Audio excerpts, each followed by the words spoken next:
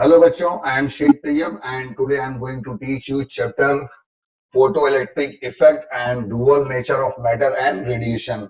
And in this chapter we are going to study the topic what is photon, what is photoelectric effect and experimental study to set up the photoelectric effect and effect of intensity, effect of frequency and effect of potential difference and Einstein photoelectric equation and some of the application of photoelectric effect.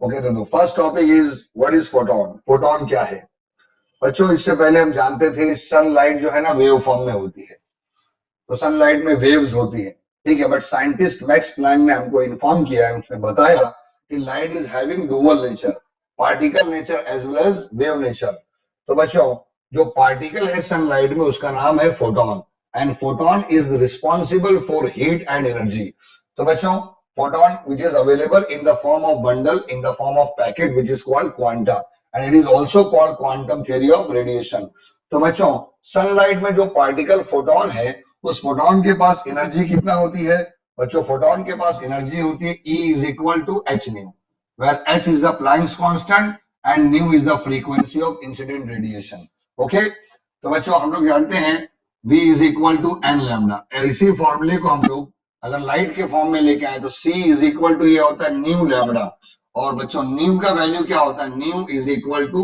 C upon lambda तो हम यहाँ पर जो है new का value put करेंगे तो E is equal to formula बनता है C अपॉन लैम्बडा तो E is equal to H C upon lambda and there are the some of the properties of photon photon travel at the speed of light in vacuum and the light speed is 3 into 10 raised to power 8 meter per second and it has zero mass. The mass of the photon is m is equal to E upon c square and the momentum of the photon is p is equal to E upon c. हम यहाँ पे E का value put करेंगे ना बच्चों h c upon lambda तो आपको momentum क्या मिल जाएगा h upon lambda. Photon travel in a straight line and photon are electrically neutral and photon are not deflected by electric as well as magnetic field. These are the some of the properties of photon. And the main question in this chapter is photoelectric effect. What is the photoelectric effect? बच्चों हमने photon की property तो देख लिया photoelectric effect क्या है बच्चों और ध्यान देते हैं फोटोइलेक्ट्रिक इफेक्ट किसे कहते हैं मान लो बच्चों ये मेटल सरफेस है metal surface when sunlight is incident on the metal surface then there is an emission of electron from the metal surface then this phenomena is called photoelectric effect जब sunlight metal surface पे पड़ती है तो वहां से electrons बाहर निकलते हैं इसी प्रोसेस को हम लोग क्या बोलते हैं बच्चों फोटोइलेक्ट्रिक इफेक्ट कहते हैं ठीक है और भी बातें देखते हैं एंड वहां से जो इलेक्ट्रॉन्स बाहर निकलते हैं उस इलेक्ट्रॉन को कहते हैं photo electron and the resulting current due to this photo electron which is also called photo current तो बच्चों the phenomena of emission of electron from the metal surface due to the exposure of light is known as photoelectric effect मतलब ऐसा क्या है इधर देखो मैं आपको एक्सप्लेन करता हूं हम लोग जानते हैं कि मेटल सरफेस में फ्री इलेक्ट्रॉन्स होते हैं मेटल सरफेस में क्या होते हैं फ्री इलेक्ट्रॉन्स जब सनलाइट आती है तो सनलाइट फोटॉन्स सनलाइट में क्या है पार्टिकल फोटोन ये फोटोन लेके आती है सनलाइट और फोटोन के पास क्या होता है बच्चों एनर्जी कितना एनर्जी होता है E is equal to H nu ये एनर्जी ये इलेक्ट्रॉन्स एब्जॉर्ब करते हैं और एब्जॉर्ब करने के बाद वो मेटल सरफेस से बाहर निकलते हैं ठीक है तो when the sunlight is incident on the metal surface then there is an emission of electron from the metal surface this phenomena is called photoelectric effect okay हम इसके बारे में भी और भी डीप में स्टडी करेंगे ठीक है इलेक्ट्रॉन क्यों बाहर निकल रहे हैं कैसे बाहर निकल रहे हैं वो सारी बातें हम देखते हैं ये बच्चे अब हम देखने जा रहे हैं experimental setup to study the photoelectric effect यानी फोटोइलेक्ट्रिक इफेक्ट को ऑब्जर्व करने के लिए लेबोरेटरी में एक्सपेरिमेंट किया गया है इसीलिए इस टॉपिक का नाम क्या है experimental setup to study the photoelectric effect again it is a very important question it carries 3 marks in the exam और कभी कभी खाली डायग्राम ड्रॉ करने के लिए भी 2 मार्क्स के लिए क्वेश्चन आता है बच्चों और इसमें जो आपको डायग्राम में दिख रहा है बस वही एक्सप्लेनेशन आपको पूरा लिखना है और लास्ट में फोटोइलेक्ट्रिक इफेक्ट को फिर से डिफाइन कर देना है ठीक है आपको फुल मार्क्स मिल जाएंगे तो देखो इस डायग्राम में क्या है this is a evacuated glass tube और इस ग्लास ट्यूब में ये जो विंडो दिख रहा है, क्वार्ट्ज विंडो, इस विंडो के थ्रू सनलाइट जो है अंदर आ रही है और यहाँ पे दो मेटालिक प्लेट्स लगे हुए हैं, दो इलेक्ट्रोड्स लगे हुए हैं। एक का नाम है कैथोड, दूसरे को हम एनोड कहते हैं। बच्चों यहाँ पर ये मेटल प्लेट्स लगी हुई है, मेटल प्लेट्स, और जब इस मेटल प्लेट पे सनलाइट इंसिडेंट होती है तो यहां से इलेक्ट्रॉन्स बाहर निकलते हैं। अभी अभी आपने फोटो इलेक्ट्रिक इफेक्ट देखा, when the sunlight is incident on the metal surface then there is a emission of electron from the metal surface, then this effect is called photoelectric effect। तो बच्चों इस मेटल सरफेस में से electrons निकलते हैं और यहां पर जो इलेक्ट्रॉन लगा हुआ है ये इस इलेक्ट्रॉन्स को कलेक्ट करते हैं, ठीक है। इसीलिए हम इस प्लेट को जिसमें से इलेक्ट्रॉन बाहर निकल रहे हैं इसको हम लोग एमिटर प्लेट भी कहते हैं। क्या बोलते हैं? Emitter plate. और चूंकि ये प्लेट जो है ना इलेक्ट्रॉन को कलेक्ट करता है इसीलिए हम इसे क्या बोलते हैं? कलेक्टर प्लेट भी कहते हैं। Collector plate, emitter plate and collector plate.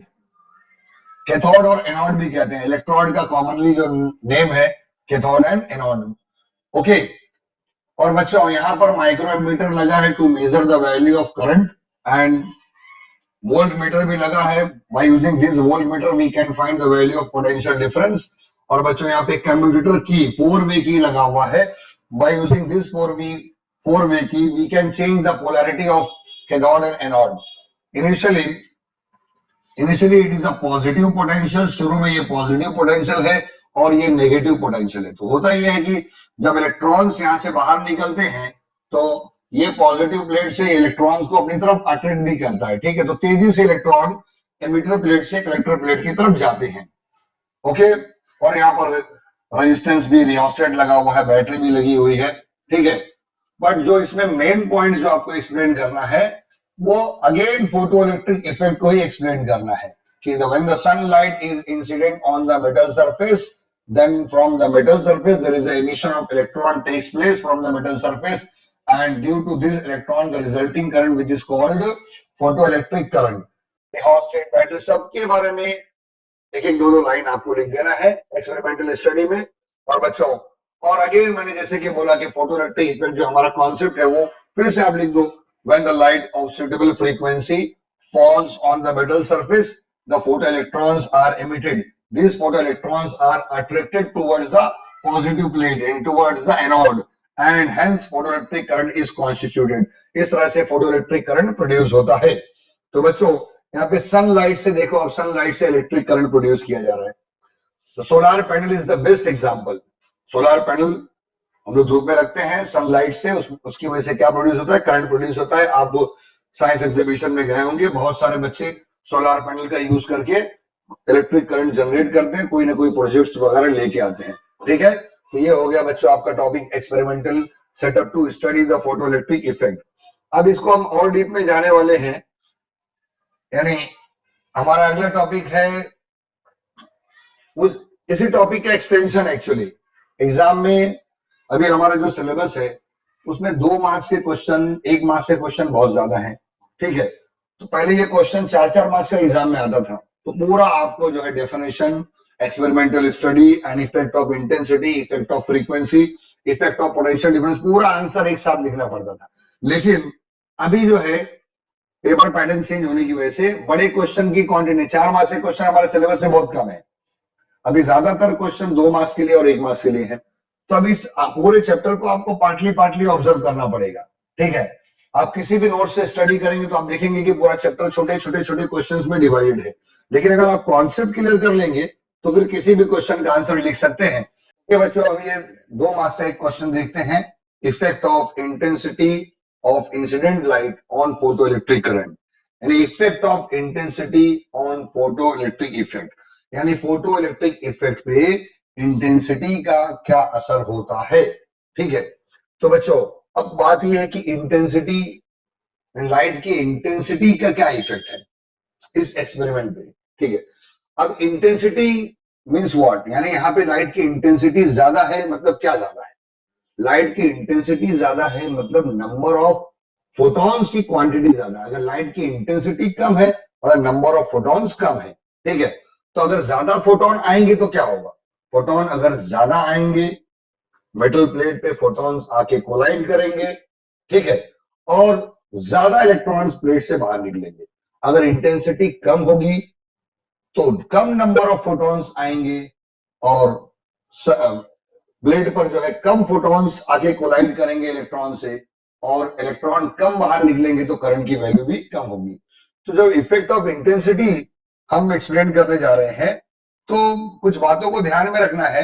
When we are going to check the effect of intensity, जब आप इंटेंसिटी का इफेक्ट चेक करने जा रहे हैं, eight that time frequency and potential difference, frequency and potential difference kept constant. हमको बाकी के जो दो चीजें हैं, यानी यहाँ पर तीन चीजें हैं, एक है इंटेंसिटी, एक है फ्रीक्वेंसी और एक है पोटेंशियल डिफरेंस।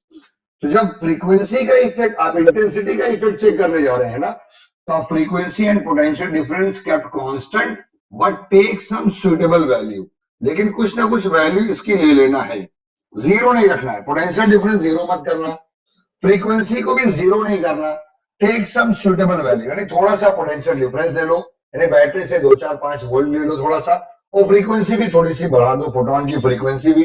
क्योंकि जब हम लैब में इस एक्सपेरिमेंट को करते हैं तो ये हमारे हाथ में होता है कि हम पोटेंशियल डिफरेंस कम ज्यादा कर सकते हैं, हम फ्रीक्वेंसी की वैल्यू भी, यानी फोटोन कितनी तेजी से आ रहे हैं उसको भी कम ज्यादा कर सकते हैं।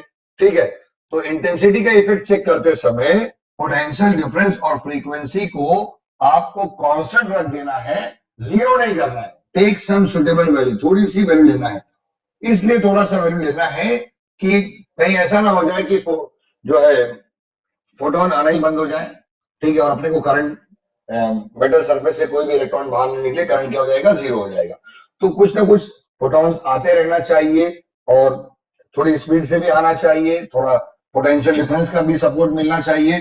ठीक है, और हम इंटेंसिटी को बढ़ा के चेक करेंगे कि एक्सपेरिमेंट पे उसका क्या इफेक्ट होता है। ठीक है, तो इंटेंसिटी का इफेक्ट बढ़ाना मीन्स, मैं बोल रहा हूं कि what is the effect of intensity, मैं इंटेंसिटी बढ़ा रहा हूं, इंटेंसिटी बढ़ाऊंगा तो क्या होगा, फोटॉन्स की क्वांटिटी बढ़ती जाएगी। जब फोटॉन्स की क्वांटिटी बढ़ती जाएगी तो ज्यादा से ज्यादा फोटॉन मेटल सरफेस से कोलाइड करेंगे और ज्यादा से ज्यादा इलेक्ट्रॉन्स बाहर निकलेंगे। ठीक है, तो when we are going to check the effect of intensity, at that time frequency and potential difference kept constant but take some suitable value. तो बच्चों आपको क्या मिलेगा, as we increase the intensity of incident light, जैसे जैसे आप light की intensity बढ़ाते रहोगे, the emission of electron is increases, उतना ज्यादा मेटल सरफेस से इलेक्ट्रॉन निकलते रहेंगे, and resulting current is also increases, और उसकी वजह से जो करंट है वो भी बढ़ता जाएगा। और जैसे ही आप इंटेंसिटी को कम करेंगे, हम इंटेंसिटी ऑफ लाइट को कम करते जाएंगे, वैसे ही जो है इलेक्ट्रॉन्स भी कम बाहर निकलेंगे और अपने को करंट भी कम मिलेगा। तो जब इसे ग्राफ डिस्कस करेंगे तो एकदम लीनियर है बच्चों। देखो जैसे जैसे आप इंटेंसिटी बढ़ा रहे हो, ठीक है, वैसे वैसे करंट क्या होगा, बढ़ते जाएगा। इंटेंसिटी कम करेंगे तो करंट भी क्या हो जाएगा, कम हो जाएगा। ठीक है, मैं उम्मीद करता हूं आप बात समझ रहे हैं। इंटेंसिटी बढ़ाना means number of photo electrons को बढ़ाना। ठीक है, नंबर ऑफ फोटॉन्स को बढ़ाना, और फोटॉन्स बढ़ेंगे तो इलेक्ट्रॉन भी ज्यादा बाहर निकलेगा, फोटॉन कम होंगे तो इलेक्ट्रॉन भी कम बाहर निकलेगा। ठीक है, तो this is the effect of intensity. Now we are going to check the effect of frequency. अब हम फ्रीक्वेंसी का इफेक्ट देखने जा रहे हैं। तो क्या है effect of frequency on photo electric effect, photo current पे, फोटो इलेक्ट्रिक करंट पे फ्रीक्वेंसी का इफेक्ट क्या होता है बच्चों, आओ देखते हैं। When we are going to check the effect of frequency, at that time intensity and potential difference kept constant। जब आप फ्रीक्वेंसी का इफेक्ट देखने जा रहे हैं उस टाइम पे आप क्या करेंगे, intensity and potential difference kept constant, दोनों को कांस्टेंट ले लेंगे। ठीक है, कांस्टेंट करेंगे but take some suitable value, zero नहीं करेंगे, थोड़ा सा वैल्यू ले लेंगे इसका। ठीक है, ओके। अच्छा, अब बात ये समझना है यार, फ्रीक्वेंसी का इफेक्ट, यानी फ्रीक्वेंसी को बढ़ा के देखना है, फ्रीक्वेंसी को कम करके देखना है। फ्रीक्वेंसी बढ़ाएंगे तो करंट पे क्या इफेक्ट आएगा, फ्रीक्वेंसी कम करेंगे तो करंट पे क्या इफेक्ट आएगा। तो बच्चों फ्रीक्वेंसी में एक ट्विस्ट ये आता है कि मान लो आपने एक्सपेरिमेंट स्टार्ट किया, ठीक है, आपने इंटेंसिटी भी थोड़ा सा ले लिया, थोड़ा सा पोटेंशियल डिफरेंस भी ले लिया, कांस्टेंट किया but take some suitable value, और फ्रीक्वेंसी इंक्रीज करते जा रहे हैं। ठीक है, तो जब आप फ्रीक्वेंसी बहुत कम रखेंगे, एक एग्जांपल मैं देता हूं, एग्जांपल देता हूं कि ये मान लो ये मेटल प्लेट है और एकदम सुबह सुबह की जो सनलाइट, उस वक्त इसकी फ्रीक्वेंसी कम रहेगी, ठीक है, नहीं जो फोटोन है वो स्लो आ रहे हैं। फ्रीक्वेंसी कम होना मतलब फोटोन स्लो स्लो आ रहे हैं, उसकी स्पीड कम है। फ्रीक्वेंसी ज्यादा होना मतलब फोटोन स्पीड से आ रहे हैं, ठीक है। जब फोटोन जब स्लो आएंगे तो यहां पर इलेक्ट्रॉन जो है बाहर नहीं निकलेंगे उस टाइम पे, ठीक है। यानी एक सुटेबल फ्रीक्वेंसी होना चाहिए, एक थोड़ा सा स्पीड तो उसकी होना चाहिए। तो अप टू सर्टेन फ्रीक्वेंसी, कुछ फ्रीक्वेंसी तक there is a no emission of electron from the metal surface. इस मेटल सरफेस से कोई इलेक्ट्रॉन बाहर नहीं निकलेंगे। Up to certain frequency there is a no emission of electron from the metal surface. लेकिन एक खास फ्रीक्वेंसी के बाद जैसे जैसे आप फ्रीक्वेंसी बढ़ाते रहोगे, फॉर एग्जाम्पल आपने फ्रीक्वेंसी रखा पहले 10 हर्ट्ज, ठीक है, फिर 20 हर्ट्ज, ठीक है, फिर 30 हर्ट्ज, लेकिन अब तक इलेक्ट्रॉन बाहर निकले नहीं। तो पता चला कि 40 हर्ट्ज जैसे ही आपने लाइट की फ्रीक्वेंसी की एग्जांपल दे रहा हूं मैं, 40 हर्ट्ज जैसे ही किया वैसे ही सरफेस से इलेक्ट्रॉन बाहर निकलना शुरू हो गए। तो this minimum frequency at which the emission of electron takes place, this frequency which is called threshold frequency. इसको क्या बोलेंगे? थ्रेशोल्ड फ्रीक्वेंसी बोलेंगे। और फिर उसके बाद आप ये ऑब्जर्व करेंगे, as the frequency is increases above the threshold frequency, threshold frequency के ऊपर जैसे जैसे आप फ्रीक्वेंसी इंक्रीज करते जाएंगे, the more number of electrons are emitted from the metal surface and the resulting current is also increases, ठीक है। यानी आप फ्रीक्वेंसी बढ़ाते जाएंगे, लेकिन थ्रेशोल्ड के बाद, थ्रेशोल्ड के बाद आप जैसे जैसे फ्रीक्वेंसी बढ़ाते जाएंगे वैसे वैसे ज्यादा से ज्यादा इलेक्ट्रॉन मेटल सरफेस से बाहर निकलते जाएंगे। और अगर उसके बाद आपने अगर फ्रीक्वेंसी वापस से कम कर दिया, तो अगर हम फ्रीक्वेंसी कम करते जाएंगे ना, तो फिर से फोटो इलेक्ट्रॉन भी जो है मेटल सरफेस से जो निकल रहे, तो भी क्या होते जाएंगे? कम होते जाएंगे, ठीक है। तो एकदम सिंपल है इसका भी concept. As we increase the frequency, more number of electrons are emitted from the metal surface and the resulting current in the circuit is also increases। लेकिन बच्चों, अगर यहां पर एक ही कंडीशन है कि फ्रीक्वेंसी एक पर्टिकुलर खास फ्रीक्वेंसी होना चाहिए, वो खास फ्रीक्वेंसी, वो पर्टिकुलर फ्रीक्वेंसी कौन सी? थ्रेशोल्ड। अगर थ्रेशोल्ड फ्रीक्वेंसी के नीचे फ्रीक्वेंसी रहेगा तो इलेक्ट्रॉन्स बाहर नहीं निकलेंगे। हाँ, आप थ्रेशोल्ड के ऊपर जाएंगे और जैसे 50, 50 हर्ट्ज, 60 हर्ट्ज, 70 हर्ट्ज, 80 हर्ट्ज, जैसे जैसे फ्रीक्वेंसी बढ़ाते जाएंगे और ज्यादा से ज्यादा इलेक्ट्रॉन्स जो है मेटल सरफेस से निकलते जाएंगे, ठीक है। और करंट भी हमको ज्यादा से ज्यादा मिलता चला जाएगा।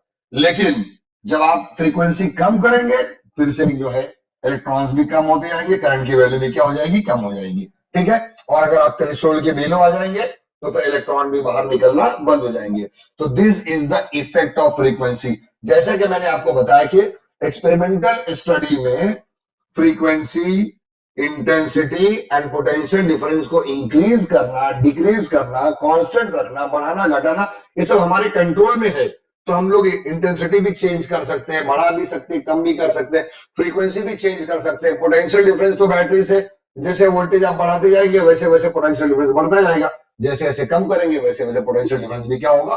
कम होता जाएगा, ठीक है। तो ये बच्चों अब हमने देख लिया, इफेक्ट ऑफ फ्रीक्वेंसी भी देख लिया। तो इफेक्ट ऑफ इंटेंसिटी भी 2 मार्क्स के लिए क्वेश्चन आ सकता है, इफेक्ट ऑफ फ्रीक्वेंसी भी 2 मार्क्स के लिए क्वेश्चन आ सकता है। अभी हम देखने वाले हैं effect of potential difference on the study of photoelectric effect, ठीक है। यानी इस एक्सपेरिमेंट पे, इस फोटोइलेक्ट्रिक इफेक्ट और एक्सपेरिमेंटल सेटअप पे पोटेंशियल डिफरेंस का क्या इफेक्ट है? बच्चों बड़ा इंटरेस्टिंग सिनेरियो है ये, आप देखेंगे potential difference. When we are going to check the effect of potential difference, जब आप पोटेंशियल डिफरेंस का इफेक्ट चेक करने जा रहे हो, ठीक है। When we are going to check the effect of potential difference, जब पोटेंशियल डिफरेंस का इफेक्ट आप चेक करने जा रहे हो, at that time intensity and frequency, दोनों भी intensity and frequency are kept constant. क्या करेंगे? इसको कांस्टेंट कर देंगे, but take some suitable value, zero नहीं करेंगे, टेक सम सुटेबल वैल्यू। अभी सुटेबल वैल्यू अभी मैंने आपको एक्सप्लेन किया। जैसे बच्चों फ्रीक्वेंसी में सुटेबल वैल्यू फ्रीक्वेंसी की क्या हो सकती है? That is the threshold frequency. क्योंकि अगर आपने थ्रेशोल्ड से कम रख दिया फ्रीक्वेंसी, तब तो इलेक्ट्रॉन मेटल सरफेस से बाहर निकलेगा ही नहीं। तो इलेक्ट्रॉन मेटल सरफेस से बाहर निकले तो कम से कम तो आपको थ्रेशोल्ड फ्रीक्वेंसी मेंटेन करके रखना पड़ेगा, थ्रेशोल्ड वो वैल्यू मेंटेन करना पड़ेगा।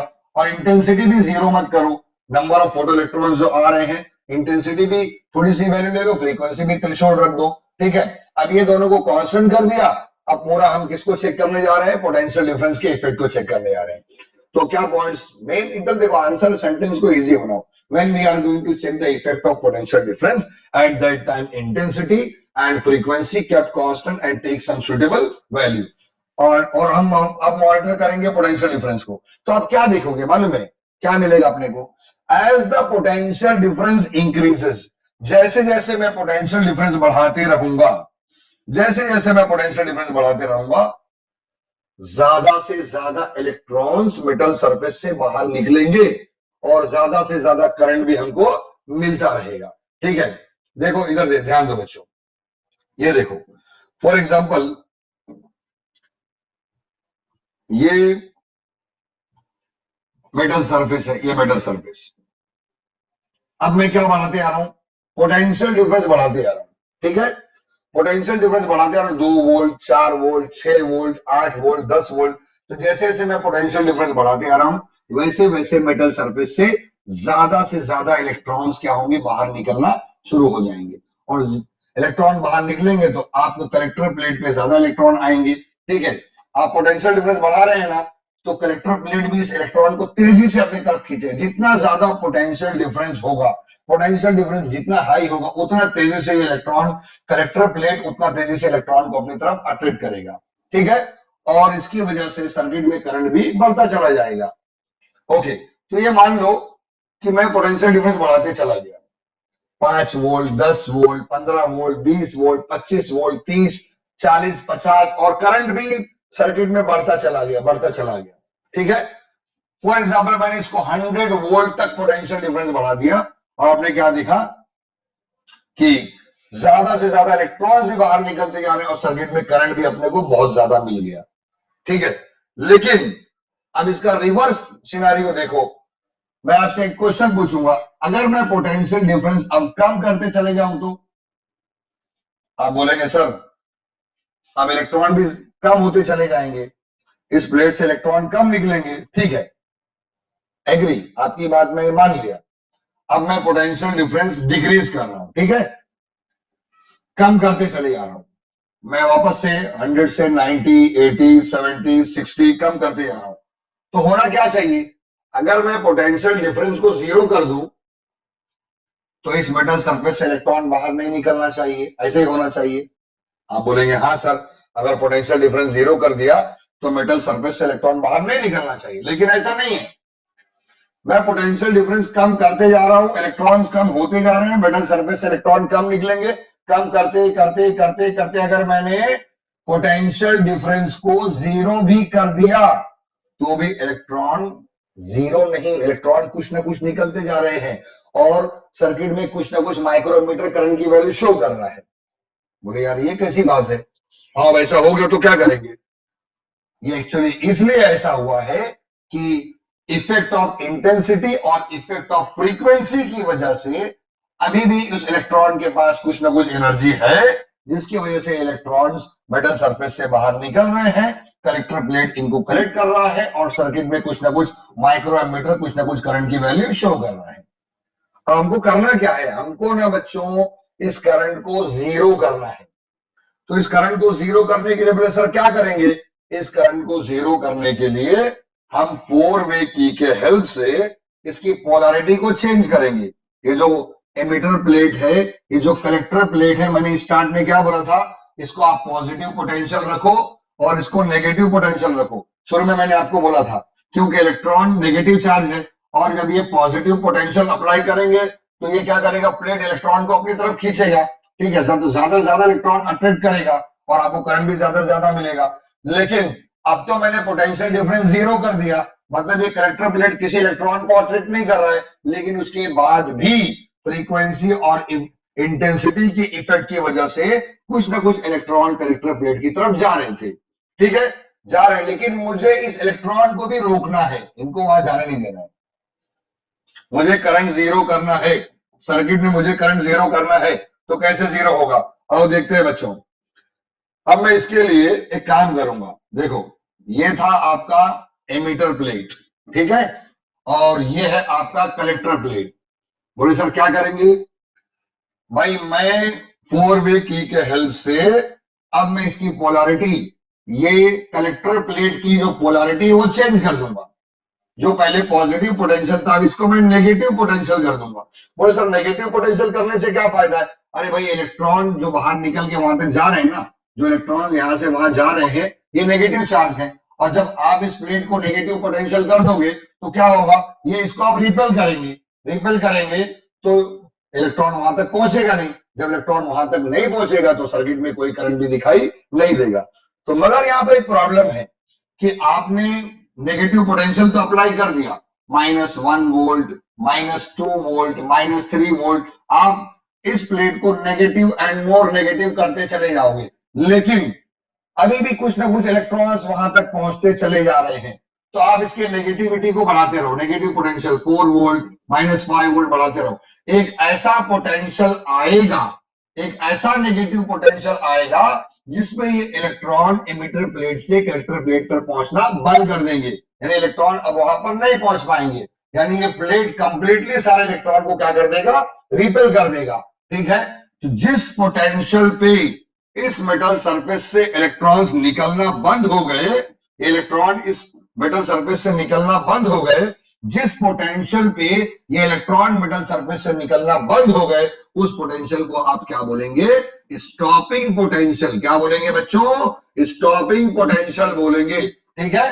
This is a minimum negative potential at which the emission of electron totally stop from the metal surface, this minimum negative potential which is called stopping potential। तो मतलब एक बहुत बेहतरीन सिनेरियो है effect of potential difference का। ये अकेला question exam में 30 मार्क्स के 3 मार्क्स के लिए आ सकता है। तो बच्चों इसमें पहले पोटेंशियल डिफरेंस में आपको क्या देखना है कि पहले आप पोटेंशियल डिफरेंस बढ़ाते चलिए, पॉजिटिव पोटेंशियल, ठीक है। पहले ये प्लेट क्या था, पॉजिटिव था, और ये क्या था, नेगेटिव। तो आप पॉजिटिव पोटेंशियल बढ़ाते चले गए, जैसे जैसे आपने पोटेंशियल बढ़ाते चले गए वैसे वैसे इलेक्ट्रॉन ज्यादा से ज्यादा एमिटर से कलेक्टर की तरफ गए, और हमको सर्किट में करंट की वैल्यू भी ज्यादा मिली। लेकिन फिर एक ऐसा सिचुएशन आया कि हम इस प्लेट को नेगेटिव पोटेंशियल कर दिए। क्या कर दिए? नेगेटिव पोटेंशियल, ठीक है। और पहले तो हमने इसको जितना वोल्ट बढ़ाया था आपने उसको कम करते करते जीरो कर दिया, लेकिन जीरो करने के बाद हमको क्या दिखा कि यहाँ तो यार इलेक्ट्रॉन जीरो नहीं हुए हैं, यानी कुछ ना कुछ करंट मिलते आ रहा है। फिर आपने इसको नेगेटिव पोटेंशियल कर दिया, इसकी नेगेटिविटी बढ़ाना शुरू कर दी, -1 वोल्ट, -2 वोल्ट, -3 वोल्ट, और इलेक्ट्रॉन धीरे धीरे कम होते चले गए। लेकिन एक ऐसा पोटेंशियल आया, एक ऐसा मिनिमम नेगेटिव पोटेंशियल आपने सेट किया कि इलेक्ट्रॉन मेटल सरफेस से निकलना बंद हो गए। This minimum negative potential which is called stopping potential. तो बच्चों this is the effect of potential difference. ये पोटेंशियल डिफरेंस का इफेक्ट है फोटो इलेक्ट्रिक इफेक्ट के ऊपर, ठीक है। अब इसमें कुछ डेफिनेशन है जो रेगुलर एग्जाम में आते हैं, वो डेफिनेशन बच्चों है थ्रेशोल्ड फ्रीक्वेंसी। अभी मैंने आपको थ्रेशोल्ड फ्रीक्वेंसी के बारे में मैंने बताया आपको, ठीक है। क्या है थ्रेशोल्ड फ्रीक्वेंसी? फिर से देखते हैं। The minimum frequency, threshold frequency, it is a minimum frequency, वो कम से कम फ्रीक्वेंसी जिसपे इलेक्ट्रॉन उसके उस फ्रीक्वेंसी के नीचे जो है ना इलेक्ट्रॉन मेटल सरफेस से बाहर नहीं निकलेगा, उस फ्रीक्वेंसी के बाद ही इलेक्ट्रॉन बाहर निकलेगा। तो threshold frequency it is a frequency at below which there is no emission of electron takes place from the metal surface, and above the threshold frequency electron is emitted from the metal surface। और threshold frequency के बाद हमारे पास एक definition है, और वो definition क्या है? Stopping potential. स्टॉपिंग पोटेंशियल भी आपने देख लिया बच्चों। स्टॉपिंग पोटेंशियल क्या है? स्टॉपिंग पोटेंशियल, ये डेफिनेशन एग्जाम में आता है 1 मार्क्स के लिए। Stopping potential, it is a minimum negative potential, it is a minimum negative potential, minimum negative potential at which the emission of electron is totally stopped from the metal surface. This minimum negative potential which is called stopping potential. Stopping potential, it is a minimum negative potential at which the emission of electron is totally stopped from the metal surface. This minimum negative potential which is called stopping potential। बच्चों अब एक और definition यहां पर आता है, what is work function. मैं इसके बारे में भी आपको एक्सप्लेन कर देता हूं कि वर्क फंक्शन क्या है। वर्क फंक्शन, वर्क फंक्शन बच्चों, वर्क फंक्शन को हम लोग डब्ल्यू नॉट से भी दिखाते हैं, वर्क फंक्शन को फाई नॉट से भी दिखाते हैं। तो बच्चों work function, it is a minimum amount of energy, यानी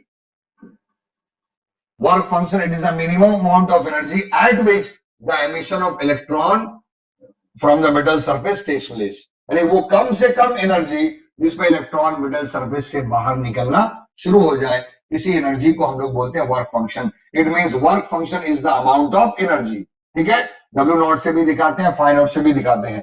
जैसे कि हम जानते हैं डब्ल्यू नॉट, आप इसको फॉर्मूला बनता है एच न्यू नॉट, यानी न्यू नॉट क्या है, थ्रेशोल्ड फ्रीक्वेंसी। ओके, तो वर्क फंक्शन क्या है, it is a minimum energy, ठीक है, at which the emission of electron takes place from the metal surface, this minimum energy which is called work function. तो बच्चों ये भी डेफिनेशन एग्जाम में आता है। ओके बच्चों, अब हम अगला टॉपिक देख रहे हैं आइंस्टाइन फोटोइलेक्ट्रिक इक्वेशन।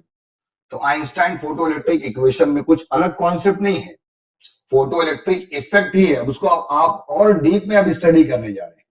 ठीक है, तो क्या है Einstein photo electric equation? Einstein ने हमको और डीप में कुछ इंफॉर्मेशन दिया।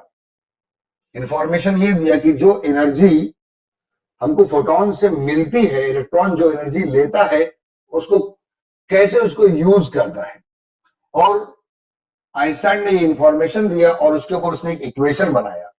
इसी को हम लोग बोलते हैं आइंस्टाइन फोटो इलेक्ट्रिक इक्वेशन। तो क्या इंफॉर्मेशन दिया आइंस्टाइन ने, क्या इक्वेशन उसने बनाया है, और हम देखते हैं। मैं पहले आपको पढ़ के सुना देता हूं, देन मैं एक्सप्लेन भी करता हूं। देखो, when a photon of energy h nu falls on the metal surface, यानी फोटोन के पास एनर्जी है, आपको मालूम है क्वांटम थ्योरी के हिसाब से कितना एनर्जी है, E is equal to h nu।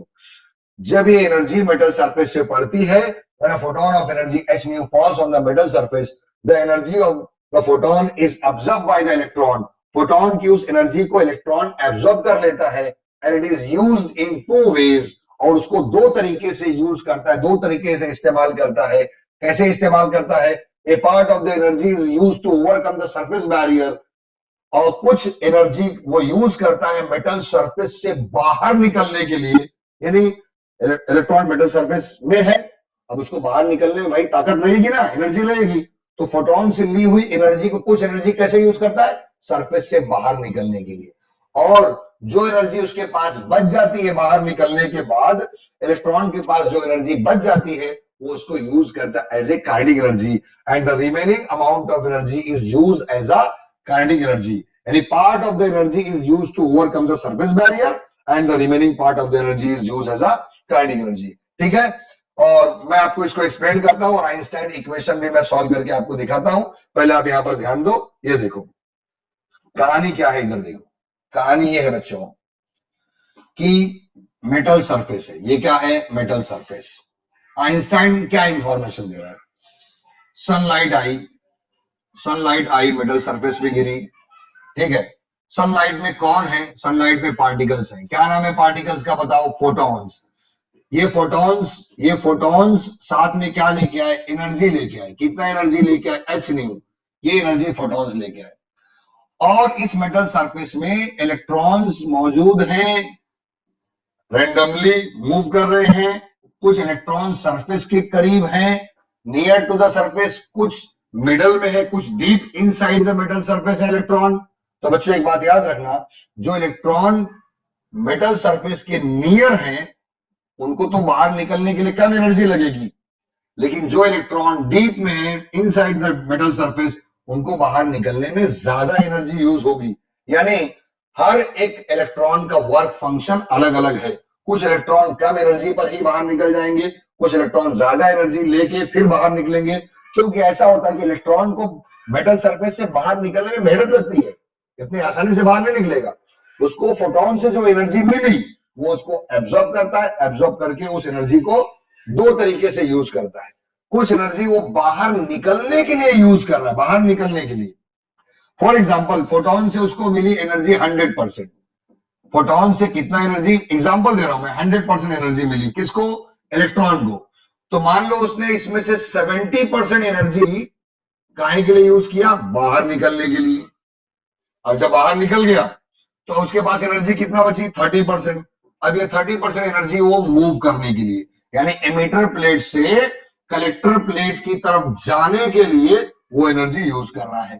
तो सनलाइट से, फोटोन से जो एनर्जी मिली एच न्यू, ये एनर्जी इलेक्ट्रॉन, जब ये फोटोन इलेक्ट्रॉन से कोलाइड करेगा तो entire energy of photon can be observe by electron, and this electron utilizes this energy in two ways. The part of the energy is used to overcome the surface barrier and the remaining part of the energy is used as a kinetic energy. तो बहुत अच्छी कहानी बच्चों, एकदम Einstein का simple equation है कि photon से मिलने वाली एनर्जी को इलेक्ट्रॉन ने दो तरीके से यूज किया। पहले तो कुछ अमाउंट ऑफ एनर्जी उसने यूज किया सरफेस से बाहर निकलने के लिए, और जो एनर्जी उसके पास बची उसको यूज कर रहा है एमिटर प्लेट से कलेक्टर प्लेट की तरफ जाने के लिए, मतलब as a kinetic energy move करने के लिए। और क्या होता है काइनेटिक एनर्जी का फॉर्मूला, 1/2 mv², और उस वक्त उस इलेक्ट्रॉन की जो वेलोसिटी है वो कितनी होगी, v। अच्छा ठीक है, इसके ऊपर मैं छोटा सा आपको एक कहानी सुनाता हूं, हो सकता है कॉन्सेप्ट एकदम से क्लियर हो जाए। ठीक है बच्चों, मान लो एक कुआं है और रात के अंधेरे में एक आदमी कुएं में गिर गया, वो भूखा प्यासा है, बाहर नहीं निकल पा रहा है। अगले 1-2 दिन तक जो कुएं में फंसा ही था, कुएं में नीचे थोड़ा सा पानी गिरा तो मरा नहीं है, बट कुएं के अंदर है। लेकिन वो इतना कमजोर हो गया है कि वो कुएं की दीवार पे चढ़ भी नहीं पा रहा है, बाहर नहीं निकल पा रहा है।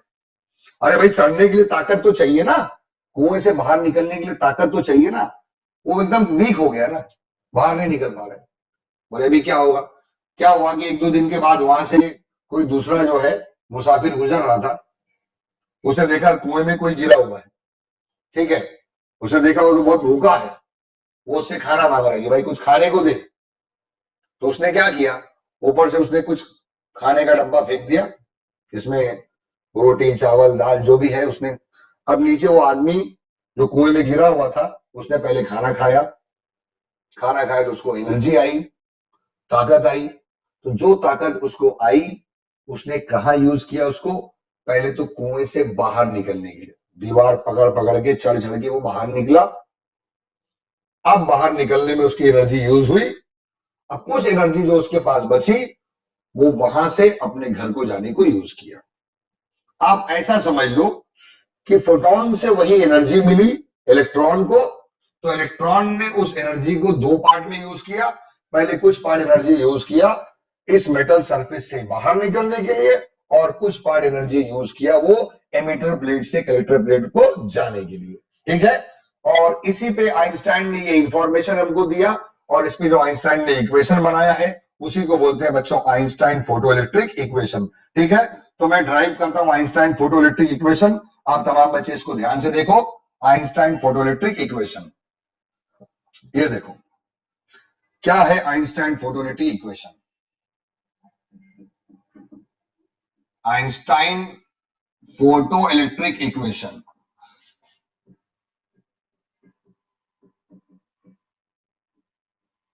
अब आप मुझको बताओ, फोटोन के पास क्या होती है, एनर्जी। फोटोन के पास क्या होती है, एनर्जी। ठीक है, तो उस फोटोन की एनर्जी, जब वो फोटोन आके मेटल सरफेस से लड़ा है तो उसकी एनर्जी किसने यूज किया, इलेक्ट्रॉन ने। तो energy absorb by electron, energy absorb by electron, electron ने एनर्जी एब्जॉर्ब किया। अब इलेक्ट्रॉन उस एनर्जी को कितने तरीके से यूज कर रहा है, दो तरीके से। कैसे, बाहर निकलने के लिए, तो बाहर निकलने के लिए जो एनर्जी लगती है उसको क्या बोलते हैं, वर्क फंक्शन। तो वर्क फंक्शन का डेफिनेशन देखा हमने, क्या है work function. Work function, it is a minimum amount of energy to emit the electron from the metal surface. तो इलेक्ट्रॉन ने जो एनर्जी एब्जॉर्ब किया वो उसको बाहर निकलने के लिए यूज किया, मतलब work function, it is called work function. ठीक है, और जो एनर्जी उसके पास बची है इलेक्ट्रॉन के पास, उसको कैसे यूज किया, उसको उसने यूज किया एज ए काइनेटिक एनर्जी। कैसे यूज किया, एज ए काइनेटिक एनर्जी। बात समझ में आई बच्चों आपको? ठीक है, अब हम इसी को मैथमेटिकल फॉर्म में डिराइव करते हैं।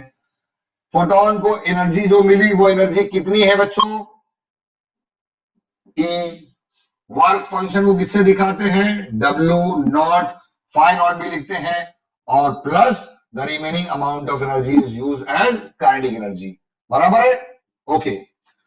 तो amount of energy absorb by electron, total amount of energy absorb by electron, it is utilizes in two ways. The sum amount of energy is used to overcome the surface barrier, and the remaining amount of energy it is used as a kinetic energy. Okay? तो बच्चों, according to quantum theory हमारे पास energy E की value कितना है बोलो, h nu, where h is the Planck's constant and nu is the frequency of incident radiation.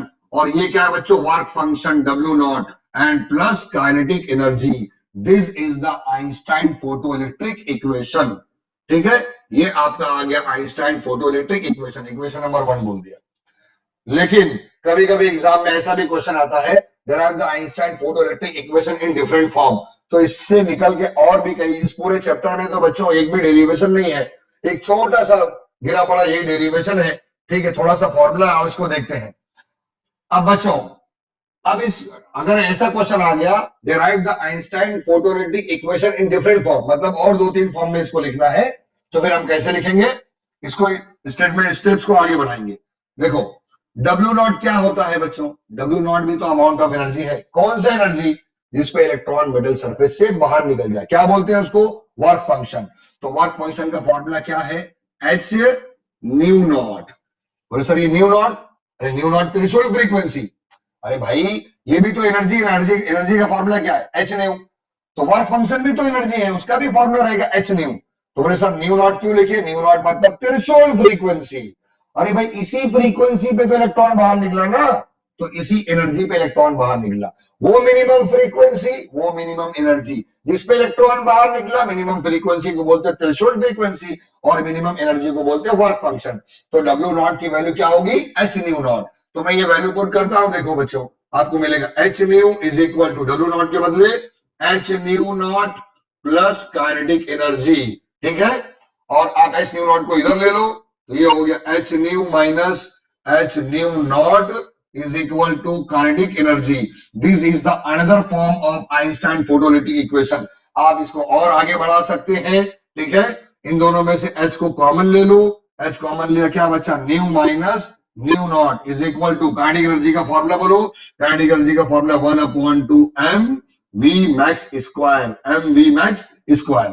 ठीक है बच्चों, और बच्चों स्टॉपिंग पोटेंशियल का कॉन्सेप्ट भी मैंने आपको बता दिया कि स्टॉपिंग पोटेंशियल क्या है. The minimum negative potential at which the emission of electron is totally stop, which is called stopping potential. लेकिन यार स्टॉपिंग पोटेंशियल जो लगता है ना, स्टॉपिंग पोटेंशियल यानी कितना पोटेंशियल तुम दोगे तो इलेक्ट्रॉन रुक जाएंगे. भैया इतना स्टॉपिंग पोटेंशियल दो जो उस इलेक्ट्रॉन की काइनेटिक एनर्जी के बराबर हो. इलेक्ट्रॉन आ रहा है ना, तो कुछ ना कुछ काइनेटिक एनर्जी है उसके पास, तो आप इतना स्टॉपिंग पोटेंशियल अप्लाई करो, इतना पोटेंशियल अप्लाई करो कि इलेक्ट्रॉन रुक जाना चाहिए. तो स्टॉपिंग पोटेंशियल कितना लगेगा, stopping potential denoted by E into V S, it is called stopping potential. ये किसके बराबर लगेगा, ये कम से कम काइनेटिक एनर्जी के बराबर लगेगा, क्योंकि उससे कम अगर आप स्टॉपिंग पोटेंशियल अप्लाई करेंगे तो इलेक्ट्रॉन रुकेंगे नहीं, कुछ ना कुछ इलेक्ट्रॉन कलेक्टर प्लेट के पास पहुंच जाएंगे. ठीक है, तो आप एक काम कर सकते हैं, आप 1/2 एम वी मैक्स स्क्वायर के बदले ई इंटू वी एस भी लिख सकते हैं. तो h into nu minus nu naught is equal to e into V s. और यहां से आपको स्टॉपिंग पोटेंशियल का भी फॉर्मूला मिलता है. ई को आप अपॉन में भेज दो, तो स्टॉपिंग पोटेंशियल का फॉर्मूला क्या मिला अपने को, H into nu minus nu not divided by E. This is the formula for stopping potential, and these are the different forms of Einstein photoelectric equation. इतना ही बच्चों इस टॉपिक में है. आइंस्टाइन फोटोइलेक्ट्रिक इक्वेशन में आपको क्या करना है, आपको उस कहानी को एक्सप्लेन करना है आइंस्टाइन इक्वेशन में, कि जो एनर्जी फोटोन लाया, इलेक्ट्रॉन ने उसको एब्जॉर्ब किया, कितने तरीके से यूज किया, 2 तरीके से. The part of the energy is used to overcome the surface barrier and the remaining part of the energy is used as a kinetic energy. और इसी कहानी को मैथमेटिकल फॉर्म में आपने लिख दिया और मिल गया आपको आइंस्टाइन फोटोइलेक्ट्रिक इक्वेशन. ठीक है, तो ये टॉपिक फिनिश हुआ. अब मैं इसके बाद देखता हूं. ठीक है, अब बच्चों अब देखते हैं application of photo electric effect. और सिंपल टॉपिक है फोटो इलेक्ट्रिक इफेक्ट जो है। देखो बच्चों solar panel is the best example of photo electric effect. ठीक है, तो यार बहुत सी जगह फोटो इलेक्ट्रिक इफेक्ट का एप्लीकेशन आप देख लोगे। सबसे बेस्ट तो अपने महाराष्ट्र कॉलेज के टेरिस पे सोलार पैनल लगा हुआ है, उसकी वजह से इलेक्ट्रिसिटी मिलती है हमको। ठीक है, और साइंस एग्जीबिशन में जाओगे तो बहुत सारे बच्चों को आपने देखा है सोलार पैनल के बेस पे जो है कुछ ना कुछ प्रोजेक्ट वगैरह बना के लेके आते हैं। ठीक है, और घड़ी में भी सोलार पैनल लगा है, कैलकुलेटर में भी लगा हुआ हो तो सोलार पैनल। ठीक है, वहां से जो है सनलाइट से इलेक्ट्रिसिटी जनरेट करना, this is the best example of photo electric effect. तो बच्चों and some of the other application of photo electric effect, कहाँ यूज होता है बच्चों फोटो इलेक्ट्रिक इफेक्ट? देखो मैं बता रहा हूं आपको, फोटो इलेक्ट्रिक इफेक्ट यूज होता ऑटोमेटिक फायर अलार्म में यूज होता है। Photo electric automatic burglar alarm, चोरों के लिए जो अलार्म बनाया जाता है वहां पर भी फोटो इलेक्ट्रिक इफेक्ट का यूज करते हैं। ठीक है, scanner in television transmission and production of sound in cinema film in paper industry to measure the thickness of the paper, इसमें भी फोटो इलेक्ट्रिक इफेक्ट का यूज कर रहे हैं। टू लोकेट द फ्लॉज और holes in the finish good, यानी metals में कहीं कोई भी फिनिश गुड में कहीं दरार है या कोई गैप है, उसको फाइंड आउट करने के लिए, देखने के लिए फोटो इलेक्ट्रिक इफेक्ट का यूज करते हैं। इन astronomy and in automatic switching off street light, बहुत सी जगह देखो गांव में स्ट्रीट लाइट लगी रहती है, सुबह में बंद हो जाती है, रात में अपने आप चालू हो जाती है, वहां पर भी फोटो इलेक्ट्रिक इफेक्ट का यूज हो रहा है। And to control the temperature of furnace, भट्टी का टेम्परेचर कंट्रोल करने के लिए भी। And light meter use in cinema industry to check the light, effect of light check करने के लिए भी। तो these are the application of photo electric effect. बहुत सारे जवाब आप अपने मन से भी आंसर लिख सकते हैं application of photo electric effect. ठीक है, ओके ओके बच्चों, यहाँ पे मैं स्टॉप करता हूं और रिमेनिंग टॉपिक के लिए आपको ये दूसरा लेक्चर लेके आऊंगा मैं। Okay, good bye.